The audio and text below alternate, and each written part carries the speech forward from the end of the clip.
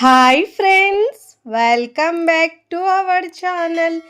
ఈరోజు మన కిచెన్లో టమాటో పప్పు, దోసకాయ పప్పు, సాంబార్లోకి, రసంలోకి, దేనిలోకైనా నుంచుకొని తినడానికి క్రిస్పీగా టేస్టీగా ఉండే అరటికాయ వేపుడిని సింపుల్ అండ్ టేస్టీగా ఎలా చేయాలో చూపించబోతున్నానండి. చాలా ఈజీగా, చాలా తక్కువ టైంలో ఇలా టేస్టీగా చేసుకొని తినొచ్చండి. సైడ్ డిష్‌గా అయితే చాలా టేస్టీగా ఉంటుందండి. సూపర్‌గా చాలా తక్కువ ఆయిల్‌తోనే మనం ఇలా వేపుడు చేసుకుంటే చాలా చాలా బాగుంటుందండి. తిన్నా కొద్దీ తినాలనిపించేలా సూపర్ టేస్టీగా ఉంటుంది. మరి ఇక ఏమాత్రం ఆలస్యం చేయకుండా ఈ అరటికాయ వేపుడిని ఎలా చేయాలో చూద్దాం రండి. ముందుగా ఇక్కడ నేను వేపుడు కోసం 2 పచ్చిగున్న అరటికాయలను తీసుకున్నానండి. పైన కింద ఉన్న వేస్ట్ పార్ట్‌ని తీసేసుకోవాలండి. కట్ చేసుకొని పైన ఉన్న మనం తోలుని మొత్తం తీసేసుకోవాలండి. పైన ఉన్న స్కిన్ని మనం మొత్తం తీసేసుకోవాలి. ఫస్ట్ టైం నా ఛానల్ చూస్తున్న వాళ్ళు ప్లీజ్ నా ఛానల్ని సబ్స్క్రైబ్ చేసుకోండి, లైక్ చేయండి, పక్కనున్న బెల్ ఐకాన్ని ప్రెస్ చేయండి. ఇలా ప్రెస్ చేయడం వల్ల నేను పెట్టే వీడియో నోటిఫికేషన్ ముందుగా మీ హోమ్ పేజ్కి వస్తాయండి. ఇలా పైన ఉన్న తొక్కని మొత్తం ఇలా తీసుకోవాలండి. ఇలా తీసుకున్న తర్వాత చిన్న చిన్న పీసెస్గా ఇలా కట్ చేసుకోవాలండి. ఇలా రౌండ్గా కట్ చేసుకొని ఉప్పు నీళ్ళలో వేసుకోవాలండి, లేకుంటే నల్లగా అయిపోతాయండి మనకు ఇక్కడ. ఇప్పుడు ఇలా వాటర్లో వేసుకున్న తర్వాత దీంట్లో మసాలాలు చూద్దామండి. గరం మసాలా పావు టీ స్పూన్, ధనియాల పొడి పావు టీ స్పూన్ వేసుకోవాలండి, జీలకర్ర పొడి పావు టీ స్పూన్, రుచికి సరిపోయినంత ఉప్పు వేసుకోవాలండి, కారం ఏమో ఒక పావు టీ స్పూన్ దాకా వేసుకోవాలండి, అల్లం వెల్లుల్లి పేస్ట్ ఒక పావు టీ స్పూన్ దాకా వేసుకోవాలండి. దీనిలో ఇలా బాగా మిక్స్ చేసుకోవాలి. పసుపు కూడా పావు టీ స్పూన్ వేసుకోవాలి. ఇప్పుడు దీంట్లో క్రిస్పీనెస్ రావడానికి 1 టీ స్పూన్ దాకా కార్న్‌ఫ్లోర్ వేసుకోవాలండి. అది వేసుకోకపోయినా కూడా క్రిస్పీగా వస్తాయి, లేకపోయినా స్కిప్ చేసినా పర్వాలేదండి. ఇప్పుడు దీంట్లో ఒక హాఫ్ టీ స్పూన్ దాకా ఆయిల్ వేసుకోవాలండి. ఇలా ఆయిల్ వేసుకున్న తర్వాత ఇలా బాగా మిక్స్ చేసుకోవాలి. ఇప్పుడు ఇలా బాగా మిక్స్ చేసుకున్న తర్వాత ఇక్కడ నేను కలర్ కోసం మాత్రమే యూజ్ చేస్తున్నానండి. కాశ్మీరీ రెడ్ చిల్లీ పౌడర్ అండి. ఆప్షనల్, లేకపోతే మీరు స్కిప్ చేసినా పర్వాలేదు. ఇక్కడ నేను కలర్ కోసం యూజ్ చేస్తున్నాను. 1 టీ స్పూన్ వేసుకొని ఇలా బాగా మిక్స్ చేసుకోవాలండి. ఇలా పొడి పొడిగా ఉంటే మనకు అరటికాయలకు మసాలా పడతలేదండి. అందుకే దీంట్లో నేను కొద్దిగా వాటర్ వేసుకొని మిక్స్ చేసుకుంటున్నాను. ముందుగా ఒకటి వేసి ఇలా చెక్ చేస్తున్నానండి, మసాలా దీనికి పడుతుందా లేదా అన్నట్టు. ఇలా కాస్త మసాలా మంచిగా పట్టట్లేదండి, అందుకే నేను దీంట్లో కొద్దిగా వాటర్ వేసుకొని మిక్స్ చేసుకుంటున్నానండి. కారంలో అయితే అప్పుడు మనకు మసాలా బాగా పడుతుంది. చాలా టేస్టీగా ఉంటుందండి. ఎప్పుడు మనం ఆలూ ఫ్రై అలా చేసుకుంటాం కదండి, ఒక్కసారి ఇలా మీరు అరటికాయతో వేపుడు చేసుకోండి. చాలా చాలా టేస్టీగా ఉంటుందండి.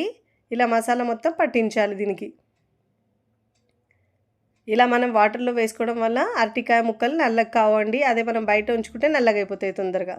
ఇలా మసాలాను మంచిగా అప్లై చేసుకోవాలి దీనికి. ఇదే విధంగా వాటర్లో నుంచి మొత్తం తీసేసుకొని ఇప్పుడు ఇలా అప్లై చేసుకోవాలి మంచిగా. మీరు కావాలంటే వాటర్లో నుంచి తీసేసుకో జాలీలో వేసుకోవాలండి. ఎక్స్ట్రా వాటర్ మొత్తం కిందికి వచ్చేస్తుంది కదా, ఇంకా మసాలా బాగా పడుతుంది. ఇప్పుడు ఇలా మసాలా మొత్తం పెట్టుకున్న తర్వాత స్టవ్ మీద ప్యాన్ పెట్టుకొని ఒక 3-4 టేబుల్ స్పూన్ల ఆయిల్ వేసుకోవాలండి. మీరు కావాలంటే డీప్ ఫ్రై కూడా చేసుకోవచ్చండి. నేను ఇక్కడ ఆయిల్ తక్కువలో ఫ్రై చేస్తున్నాను. ఇలా ప్యాన్లో ఆయిల్ వేసుకున్న తర్వాత ఫ్లేమ్ని సిమ్లో ఉంచి ఇలా అరటికాయ ముక్కలన్నిటినీ 1 బై 1 ఇలా ప్యాన్లోకి పెట్టుకోవాలి. చాలా క్రిస్పీగా ఉంటాయండి. మీడియం టు సిమ్లో అడ్జస్ట్ చేసుకుంటూ మంటను మనం క్రిస్పీగా ఫ్రై చేసుకోవాలి.